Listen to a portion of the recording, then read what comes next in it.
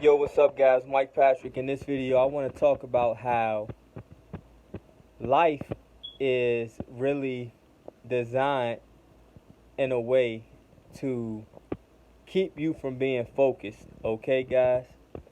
The aspect of life, like the simplicity of life, the normalities of life, the everyday things, the common sense things that we do, right?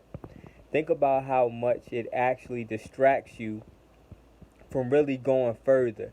You know what I mean? And being introspective and being contemplative and really spiritual. Okay? Now this is not a video for you to judge, like, depending on where you are in life and how you view life. People are gonna take this video different ways. You know what I mean? But just imagine yourself as what you would consider to be a normal, everyday person, a regular person. Nothing too extreme or radical or unordinary about your existence, right? Just think about, like, how if you step outside of that for just a second, think about how much things, like, if you were to die at this moment, okay? God forbid, but if you were to die at this moment, you know what I mean? Um, you think about what you would really have on your mind, or what would really be important in the moment of you dying, as you are transitioning in that moment.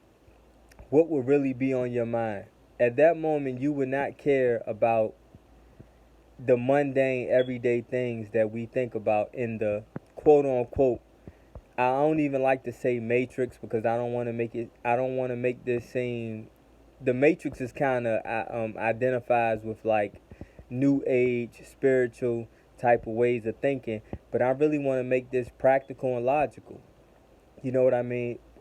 Just think, if for 1 second you didn't worry about, or didn't have to worry about, or have things on your mind like, where did I put my keys? Where's my wallet? You know what I mean? What time I gotta go do this? What time I gotta go do that? You know what I mean? Like, just think about some of the things that has to take up space in our mind. A lot of it is autopilot things. You know what I mean? I'm gonna get into that. Like, but a lot of things are like autopilot things, to where it seems like you barely have to think about it, but at the same time you do. You know what I mean? Because, for as an example, I'll talk about, like, your keys and things, right? Like, I love keys as an example of how you have to be responsible for so many little tedious things. And that's okay for a person who is very mundane and don't have a whole lot going on upstairs. And I don't mean that to be offensive, but really, if all that your brain capacity thinks of for the for the most part, or most of the time, is, say, I got to do this, I got to do that, and then you prioritize all the things that got to help you accomplish whatever you think it is that you have to do, right? So if you know you got to get up and go do this, you know where I need my keys. Okay, where do I sit my keys down at? I need my wallet. Where I sit my wallet at? You know what I mean? Things like that. Now, even if you do keep up with these things pretty good, you do still have to consider the fact that it takes a certain level of your brain capacity, and consuming a certain level of your brain capacity to keep up with these things. Now, I say that to say this: when you do have a more imaginative mind and things like that, that's why they consider children to be. That's why children are, from an adult perspective, children are considered to be what, irresponsible, right? Because really their minds kind of go wherever. They have a real imaginative mind, and their mind goes different places, and they are learning and always soaking up things and picking up things, which takes their focus off of things a lot easier, right?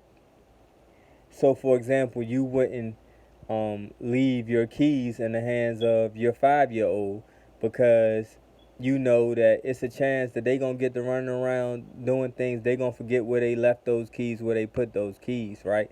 They're not gonna overconsume their mind with where those keys are at, right or wrong. So I just think about, like I said, I'm not saying these things are right or wrong, but it's just something to think about, and to marinate on, about how, like, how much of your imagination and your mind is always being taken away by a lot of just frivolous, mundane things that won't matter past your survival and you living. Like, and so I say that to say this, like, how much time are you really spending in transitioning and moving on?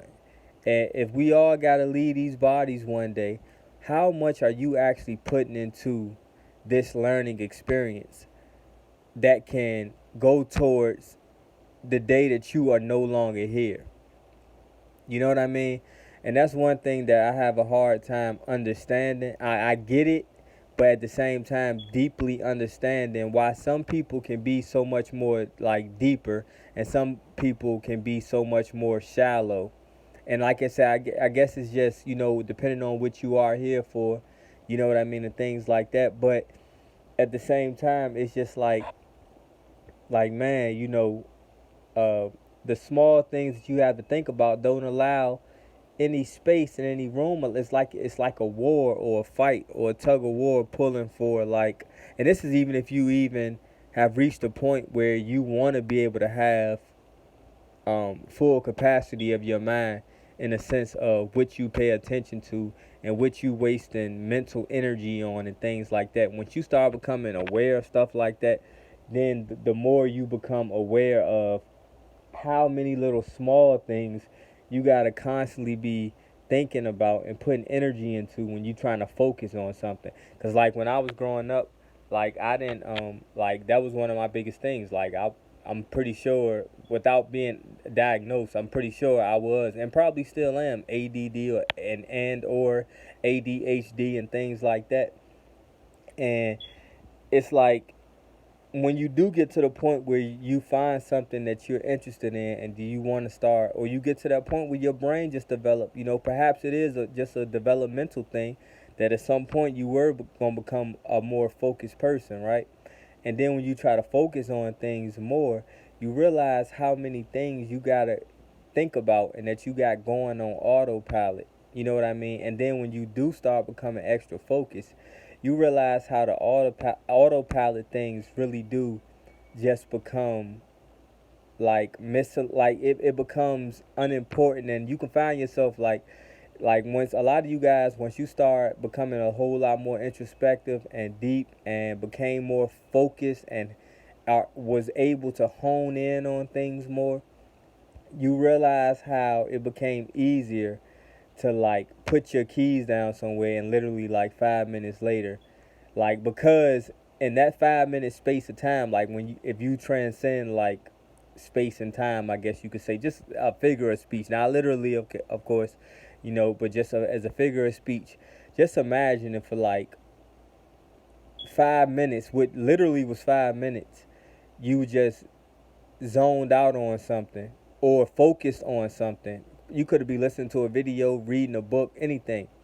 And if you got immersed in it that much and focused on it that much, it could literally have only been 5 minutes, but it may have felt like it was 30 minutes or something like that.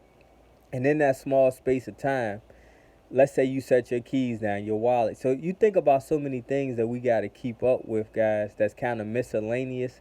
I just feel like, from a fun standpoint, from a fun, not a literal, but a figurative way of looking at it, is like, another thing that keeps us from being focused and really honing in on and figuring out what we want out of life, or what we trying to accomplish out of life, or what we trying to learn from life, what we trying to really experience, what we really trying to experience and get from this experience beyond, you know what I mean, mundane things.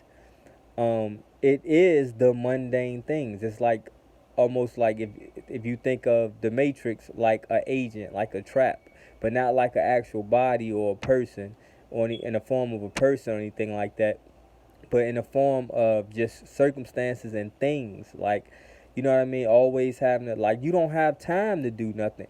Like, if you think about it, you don't really have time. A lot of people don't have time to do anything that has to do with anything beyond just straight up survival. What I gotta to do this so I can survive. Like, most people don't really have no time to really um soul search. You know what I mean? And I just thought that was just something to talk on, you know. And I ain't even sure what I'm gonna title this, you know what I mean? But I guess when I go back and listen to it, I'll come up with a little title. But I think it's some jewels in there, or just some a jewel of a perspective to take you down different ways of thinking. You know what I mean? But yeah, guys, peace.